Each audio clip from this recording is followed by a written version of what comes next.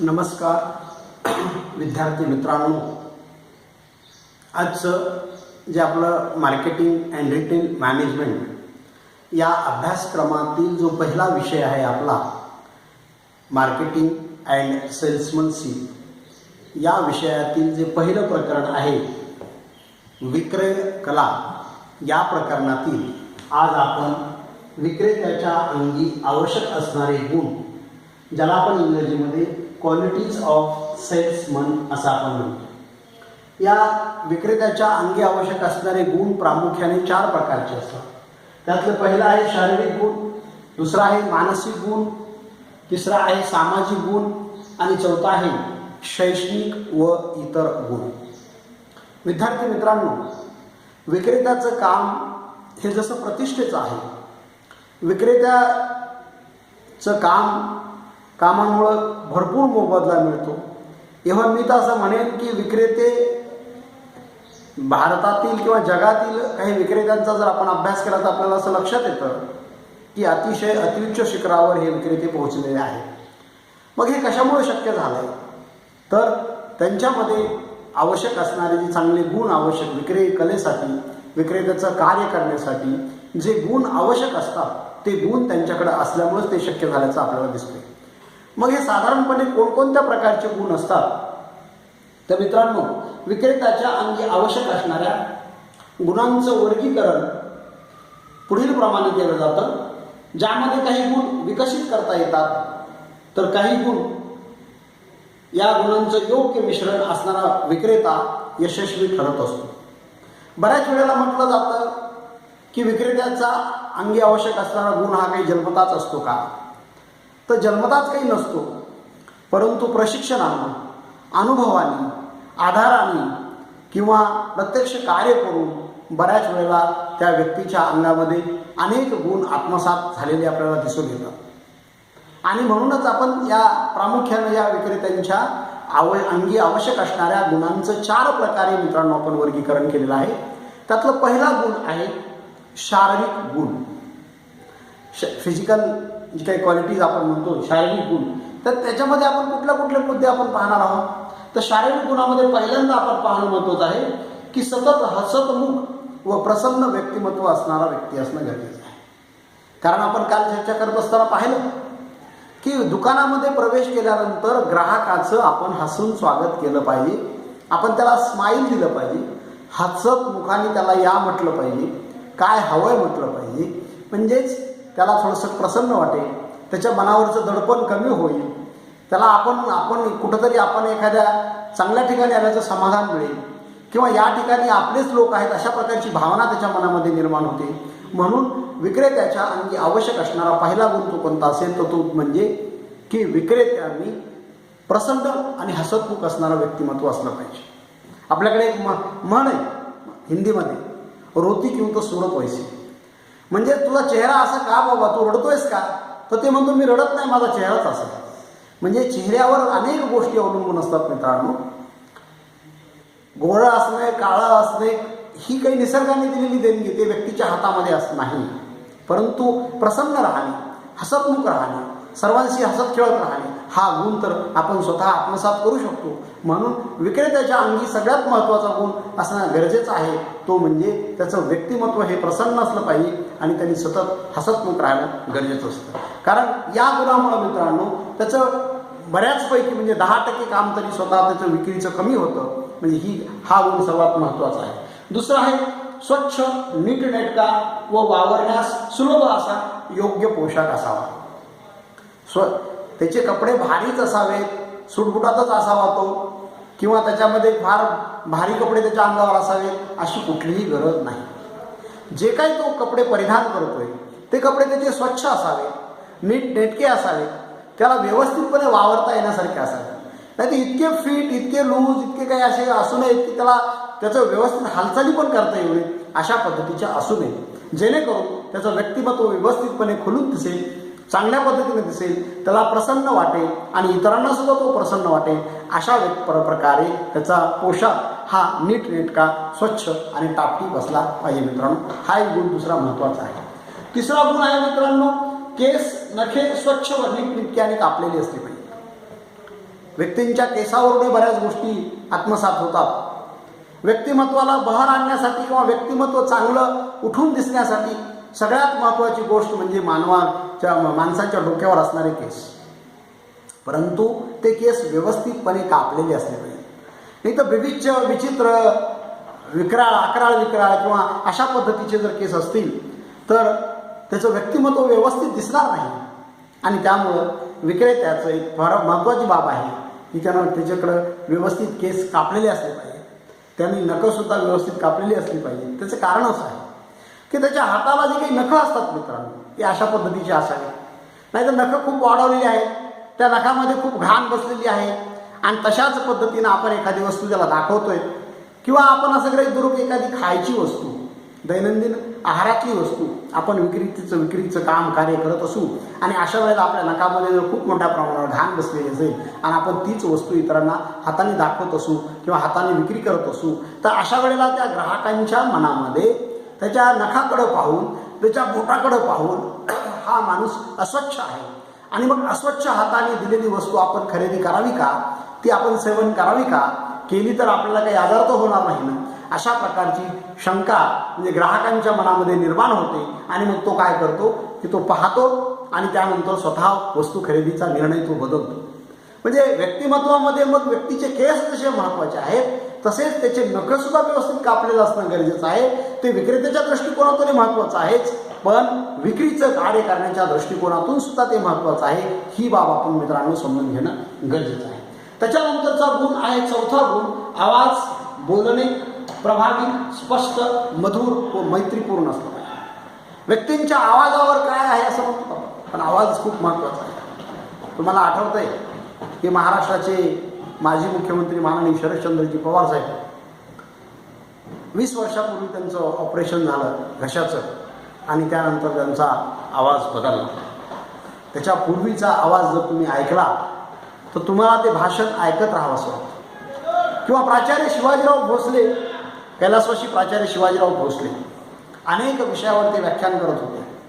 अटलजी माजी पंतप्रधान कैलासवासी अटल बिहारी वाजपेयीजी त्यांचा सुद्धा आवाज अतिशय मधुर होता. माजी पंतप्रधान भारताचे चंद्रशेखरजी यांचा आवाज अतिशय मधुर होता. त्यांची भाषणं आपण ऐकत असताना आपल्याला कित्येक वेळेला आणि कित्येक तास ऐकावीशी किंवा काही त्या वेळेचा आपल्याला मर्यादा असायची. त्याचं कारण असं आहे की त्यांचा आवाज, त्यांची बोलण्याची शैली, त्यांची स्पष्टता ही अतिशय योग्य होती. की प्रभावी व्यक्तिमत्व कसं असावं तर माणूस फक्त नीटनेटकाने टापटीपासून चालत नाही मित्रांनो. त्याला स्वतःचं म्हणणं इतरांना व्यवस्थितपणे समजून सांगता आलं पाहिजे, ते इतरांच्या मनावर बिंबवता आलं पाहिजे आणि म्हणूनच आवाजाला सुद्धा अतिशय महत्त्व आहे. म्हणून माणसांचा आवाज किंवा विक्रेत्याचा आवाज हा अतिशय चिरका नसावा किंवा एवढंच एखाद्या व्यक्तीचा आवाज असतो बघा की स्त्री स्वरूपामध्ये, जसं काही एखादी लेडीजच बोलते आपल्याला वाटते आणि प्रत्यक्षामध्ये पाहिल्यावर आपल्याला वाटते कारण हा तर जेंट्स आहे, म्हणजे बायक्या आवाजाचा आपण सुनतो तशाही पद्धतीचा आवाज असावा. म्हणजे आवाज हा स्पष्ट असला पाहिजे, प्रभावी असला पाहिजे, आपण जे बोलतोय ते व्यवस्थितपणे बोललं पाहिजे, मधुर असला पाहिजे आणि त्याच्या बोलण्यामध्ये मित्रांनो मैत्रीपूर्ण भाव असला पाहिजे. इतरांना तो बोलत असताना व्यवस्थितपणे त्यांना बोललं पाहिजे. समोरच्या माणसाला त्या बोलण्यातून आपुलकी निर्माण झाली पाहिजे, आत्मीयता निर्माण झाली पाहिजे. हा दुसरा तिसरा विक्रेता कोणी नसून हा आपला जवळचा एक व्यक्ती आहे. आपल्याला तो आपली वस्तू खरेदी करण्यासाठी मदतच करणार आहे. आपल्या मनामध्ये जे काही वेगवेगळ्या प्रकारचे गोंधळ आहेत वस्तूंच्या किमतीबाबतचे, दर्जाबाबतचे, गुणवत्तेबद्दलचे किंवा आणखीन गॅरंटी वॉरंटीबद्दलची, ते सगळे दूर करणारा आणि आपल्याला वस्तू खरेदी करण्यासाठी निर्णयाप्रत घेऊन जाणारा हाच व्यक्ती आहे. अशा पद्धतीची भावना विक्रेत्याच्या बोलण्यातून ग्राहकाच्या मनावर झाली पाहिजे आणि त्यामुळं विक्रेत्याचं बोलणंही तशा पद्धतीचं असलं पाहिजे. हेही आपण महत्त्वाचं मुद्दा आहे, हे आपण समजून घेणं गरजेचं आहे. त्याच्यानंतरचा मुद्दा आहे मित्रांनो, 5वा मुद्दा, विक्रेत्याने आपली कार्यक्षमता टिकवून राखण्यासाठी चांगलं आरोग्य ठेवणं गरजेचं असतं. मित्रांनो तुम्हाला माहीत आहे की आरोग्यानं सुदृढ असणारा किंवा निरोगी असणारा व्यक्तीच व्यवस्थितपणे काम करू शकतो. एखाद्या व्यक्तीला एखाद्या विशिष्ट प्रकारचा आजार असेल तर तो आजारी माणूस त्याची मानसिक स्थिती व्यवस्थित राहू शकत नाही आणि म्हणजेच त्याच्या कार्यावर त्याचा परिणाम होत असतो. म्हणून व्यक्तीचं आरोग्य व्यवस्थित असलं पाहिजे, चांगलं असलं पाहिजे, निरोगी असलं पाहिजे, सुदृढ असलं पाहिजे. त्याच्यामुळं त्यांना त्या स्वतःचं आरोग्य टिकवलं आहे पाहिजे. त्यासाठी त्यांनी प्राणायाम असेल किंवा योगासनं असतील किंवा चालण्याचा व्यायाम असेल, पळण्याचा व्यायाम असेल, म्हणजे व्यायामाचे जे कोणते काही अनेक प्रकार असतील त्या अनेक कुठल्या तरी प्रकारांचा त्यानं वापर केला पाहिजे, ज्यामुळे त्याची तब्येत ही तंदुरुस्त असणार आहे, सशक्त असणार आहे, सुदृढ. सशक्त याचा अर्थ काय? सशक्त म्हणजे आपल्याला काही कुठं कुस्ती खेळायची नाही मित्रांनो. सशक्त याचा अर्थ निरोगी असं या अर्थाने म्हणतो मी. त्याला म्हणजे निरोगी अशा अर्थाने त्याच्यासाठी आपण म्हणतो की आजारी माणूस दुसऱ्याला व्यवस्थितपणे न्याय देऊ शकणार नाही, कारण त्याचं संपूर्ण कॉन्सन्ट्रेशन स्वतःच्या आजारावर असतं किंवा त्या आजाराचा परिणाम त्याच्या वागणुकीवर, वर्तणुकीवर होत असतो, त्याच्या बोलण्यावर होत असतो, त्याच्या कार्यक्षमतेवर होत असतो. म्हणून विक्रेत्याचं आरोग्य हे सुद्धा व्यवस्थित असलं पाहिजे, ज्यामुळे तो उत्साह आणि जोमाने काम करू शकेल. उत्साह आणि जोम त्या व्यक्तीमध्ये असला की तो कुठलंही काम, अवघड काम सुद्धा सोपं करू शकतो. ही आपण बाब समजून घेणं महत्त्वाचं आहे. त्याच्यानंतरचं मित्रांनो, शारीरिक दृष्टिकोनातून महत्त्वाचा असणारा गुण म्हणजे स्वतःची योग्य काळजी घेणं व काळजीपूर्वक वागणं हे गरजेचं आहे. आपण पाहतोय, म्हणतोय, आत्ताच आपण चर्चा केली की त्या व्यक्तीचं, विक्रेत्याचं आरोग्य हे चांगलं असलं पाहिजे. आरोग्य चांगलं असतं कधी असू शकणार आहे? तो स्वतःच्या आरोग्याची काळजी घेत असेल तरच असणार आहे. आरोग्याकडे दुर्लक्ष केलं तर आरोग्य व्यवस्थितपणे राहणार नाही. ठराविक कालावधीपर्यंत, तरुण वयामध्ये, तरुण असेपर्यंत ते राहू शकतं, परंतु एकदा काय 40 वर्षाच्या नंतर उतरती का आपण उतरतं वय लागू आपण असं म्हणतो, तर त्यानंतर मात्र व्यक्तीचं आरोग्य हे सांभाळावंच लागतं, त्याला ते टिकवावंच लागतं. त्यासाठी आवश्यक असणारा योग्य आहार, विहार, व्यायाम हे सगळ्या गोष्टी गरजेचं आहे. विहार या अर्थानं असं म्हटलंय की त्याला संगत कोणाची आहे, तो कोणासोबत राहतो, तो कोणासोबत बसतो उठतो, कोणासोबत वार्तालाप करतो, कोणासोबत चर्चा करतो. आपल्याकडं म्हण आहे की त्याला आपण म्हणतोय की ढवळ्या शेजारी पोवळ्या बांधला, वान नाही लागला पण गुण लागला. याचा अर्थ काय? एखादा चांगला माणूस वाईट माणसाच्या संगतीमध्ये आल्यानंतर त्याच्यामध्ये सुद्धा वाईट गुण येण्याची शक्यता असते. त्यामुळं आपल्याला संगत कोणाची आहे ही सगळ्यात महत्त्वाची बाब आहे. आणि म्हणूनच आपली संगत सुद्धा म्हणजे आहार विहार सुद्धा आपण कोणाबरोबर राहतोय, कोणाबरोबर वागतोय हे सुद्धा महत्त्वाचा गुण शारीरिक दृष्टिकोनातून आहे. ही बाब आपण समजून घेणं गरजेचं आहे. त्याच्यानंतरचा दुसरा गुण आहे मित्रांनो, मानसिक गुण. मानसिक गुणामध्ये विचार करत असताना मानसिक गुण हे मनाच्या जडणघडणीशी निगडीत असतात मित्रांनो. तर या मानसिक गुणांचा विचार करत असताना आपण पहिल्यांदा विचार असं करूयात की नंबर 1, ग्राहकाचे मन जिंकण्यासाठी विक्रेता दक्ष व जागरूक असला पाहिजे.